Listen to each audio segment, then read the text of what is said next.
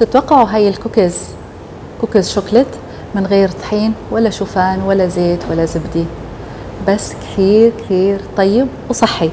شوفوا الفيديو رح تعرفوا الطريقة والمقادير. رح أخلط البيض مع زبدة الفول السوداني، خلطة بسيطة. بعدين رح أضيف العسل،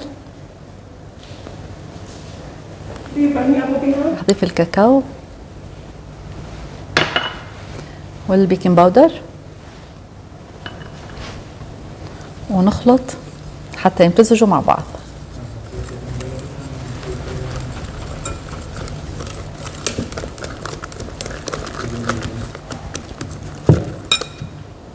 وهي هو القوام المطلوب. بواسطة الملعقة رح نحط كمية من الخليط، بعدين رح يدخل على فرن حامي درجة حرارة 180 تقريبا من 15 ل 20 دقيقة.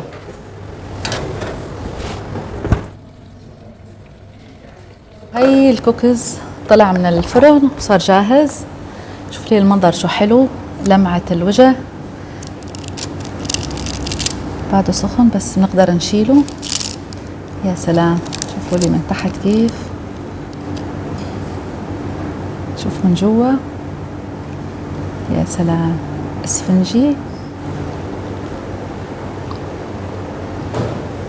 طيب طيب طيب.